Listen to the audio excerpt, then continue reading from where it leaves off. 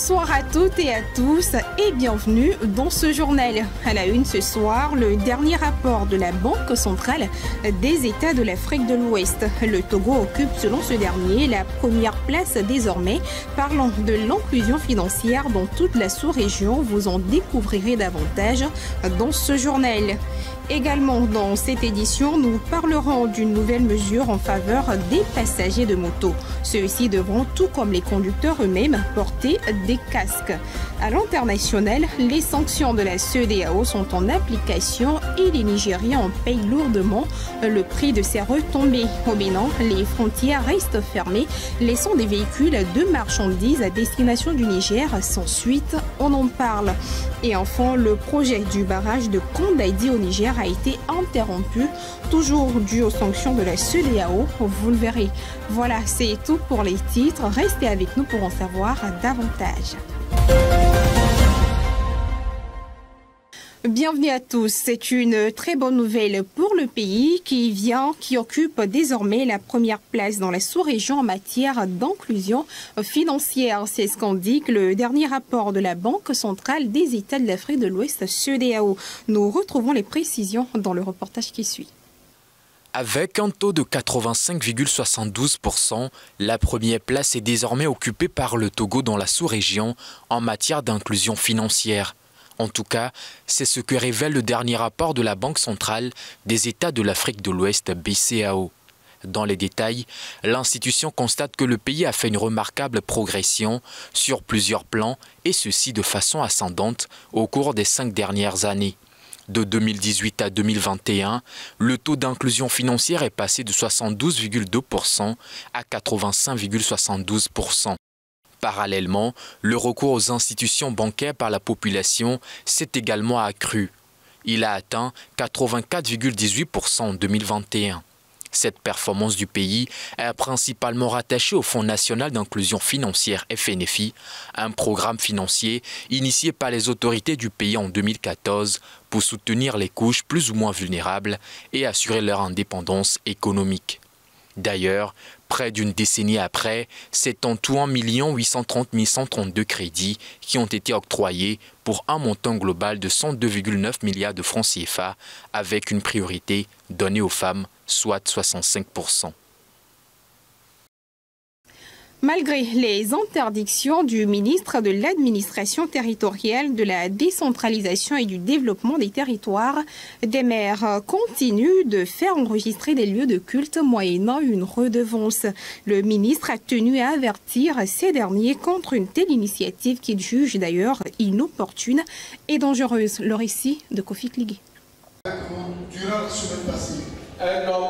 Je vous invite à annuler sans délai les enregistrements faits et me tenir informé avant l'entame des contrôles qui sont diligentés. Fin de citation. C'est en ces termes que le ministre de l'Administration territoriale, M. Payadou Aboukwessi, recadre les maires indélicats qui continuent d'enregistrer des lieux de culte moyennant une redevance. En juin 2023, le ministre avait pris une décision, celle de suspendre l'implantation de nouvelles églises et de nouveaux lieux de culte sur le territoire togolais. Cette décision se justifiait par une implantation anarchique des lieux de culte et qui échappe au contrôle de l'État. Aussi, ces lieux de culte sont source de nuisances sonores insupportables pour les riverains. Selon le ministre de l'Administration territoriale, l'enregistrement des églises et des lieux de culte ne relève pas de l'autorité des maires, mais plutôt du ministre de l'Administration territoriale. Cependant, selon le message du ministre par voie de lettre, il ressort des informations recueillies auprès des leaders religieux de plusieurs localités que des maires invitent les responsables religieux et des lieux de culte implantés dans leurs ressorts territoriaux à s'enregistrer auprès de leurs services techniques, moyennant une redevance. Une initiative qui, selon le ministre, est inopportune et dangereuse puisque c'est sans son aval, tout en rappelant aux maires que le ministre de l'Administration territoriale est seul habilité à enregistrer les églises, les associations religieuses et les lieux de culte. Il les invite à remettre les choses à l'endroit. Deuxième bonne nouvelle pour le pays dans cette édition, le port autonome de Lomé figure désormais dans le top 5 des ports à conteneurs les plus performants de l'Afrique. C'est ce qu'indique le dernier rapport de la Banque mondiale et de SP Global Market Intelligence. Qu'est-ce qui explique cette performance? Les réponses dans ce récit d'Harold Mensanlato. Selon le dernier rapport de la Banque mondiale et de S&P Global Market Intelligence, le port autonome de Lomé figure dans le top 5 des ports de conteneurs les plus performants de l'Afrique. Dans sa volonté de développer son économie et dans le processus de modernisation de ses infrastructures, le Togo a su faire de son port une plaque tournante majeure et l'a propulsé dans le cercle très restreint des 5 ports les plus performants d'Afrique et au sein du top 100 mondial. Cette transformation s'explique notamment par une révolution numérique qui redéfinit la manière dont les activités portuaires sont menées. En effet, le port de Lomé a adopté une approche axée sur la technologie, permettant aux opérateurs économiques d'exécuter les différentes opérations plus facilement. Selon les nouvelles statistiques, le trafic global des marchandises a augmenté de 62,55%, passant de 18 320 953 tonnes en 2018 à 29 771 988 tonnes en 2022. Les eaux du port ont également vu défiler 1662 navires en 2022, témoignant de sa position centrale dans le commerce maritime. Pour rappel, le port autonome de Lomé s'est doté récemment d'un 4e remorqueur de pointe.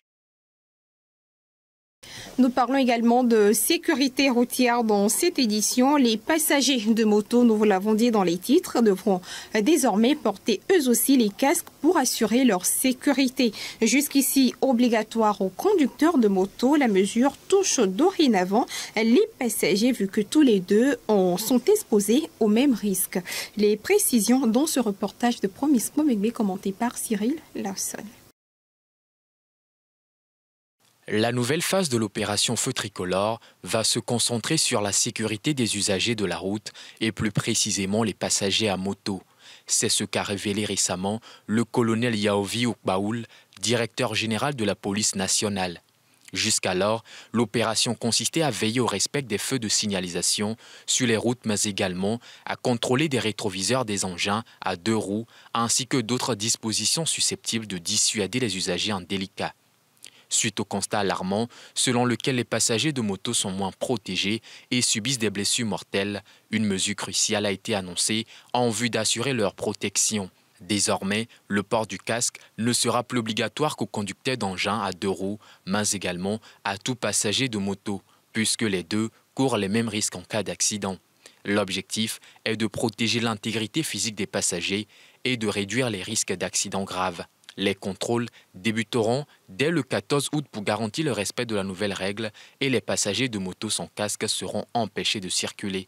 Pour finir, les transports en commun et les taxis restent des alternatives sûres pour tous ceux qui ne sont pas en mesure de se plier à la nouvelle réglementation. Les autorités togolaises doivent s'efforcer d'améliorer l'accès aux soins de santé, en particulier en ce qui concerne la qualité des équipements et de soins dans les centres de santé maternelle. C'est la conclusion d'Amnesty International suite à une enquête réalisée dans le cadre de la Journée internationale de la femme africaine. Une enquête pour voir où en est le pays en soins de santé pour la femme enceinte et le nouveau-né. Kofi Kligué. Les femmes togolaises ont commémoré le 31 juillet dernier la Journée internationale de la femme africaine. Mais loin des festivités et des thèmes développés ça et là, l'ONG Amnesty International s'est intéressé à la condition sanitaire de la femme togolaise dans les centres de santé. Après des enquêtes menées dans les centres de santé de Lomé et d'Anéro, Amnesty International dit avoir remarqué un manque de personnel, un manque de matériel et une mauvaise qualité de soins prestés aux femmes. La mauvaise qualité de soins n'est que la résultante des 2 premiers. Dans les maternités des centres visités, les sages-femmes sont en sous-effectif et doivent faire face à une charge excessive de travail. Selon les responsables d'une organisation des praticiens de la santé, le sous-effectif des sages-femmes s'explique par l'absence de concours de recrutement pour renforcer le personnel. Quant aux gynécologues, ils sont très rares dans les services publics de santé. Sur plus d'une centaine de gynécologues, à peine 2 dizaines servent dans le public. Le ratio sage-femme-femme est d'une sage-femme pour 14 000 femmes femmes. Certains centres de santé ne disposent même pas de table d'accouchement et les femmes accouchent à même le sol. Selon Amnesty International, WESU, le programme national d'accompagnement des femmes enceintes et du nouveau-né, reste cependant impuissant à cause du manque d'infrastructures sanitaires, de matériel et de personnel qualifié et en nombre suffisant. La police nationale continue de faire son travail. Elle vient de mettre la main sur un réseau de 10 criminels. Ces derniers sont tous de nationalité nigériane et exercent comme activité la cyber-escroquerie. Ils sont donc présentés au procureur de la République pour la suite de la procédure. 10 individus, membres d'un réseau de criminels, viennent de tomber dans les mailles de la police nationale. Tous de nationalité nigériane, ils sont âgés de 17 à 33 ans. Selon la police nationale, ces individus ont été recrutés et envoyés ici à Lomé par le nommé E, qui leur a fourni les équipements nécessaires pour les activités de cyber-escroquerie. Une perquisition à leur domicile a permis aux agents de l'ordre de mettre la main sur 7 ordinateurs portatifs, 14 téléphones portables et des routeurs. Par ailleurs, ces individus ont été arrêtés à la suite d'une plainte d'une femme pour viol en réunion. La dame a déclaré avoir été invitée par un individu à son domicile. Là, 6 personnes ont abusé d'elle, selon ses propos. La descente de la police dans la maison où les faits se seraient déroulés a permis d'interpeller ces 10 personnes au lieu de 6 et qui seront présentées au procureur de la République pour la suite de la procédure. Rappelons que la cybercriminalité au Togo est dominée par les anarques dont les victimes sont soigneusement sélectionnées par les acteurs. Place à l'actualité internationale. Les sanctions de la CEDEAO pèsent lourdement sur le Niger. Actuellement, c'est presque un total de 600 véhicules de marchandises à destination du Niger qui restent bloqués à la frontière du Bénin. À ces convois, il est compliqué, en tout cas pour le moment, de traverser la frontière pour atteindre le Niger. Les précisions dans ce reportage.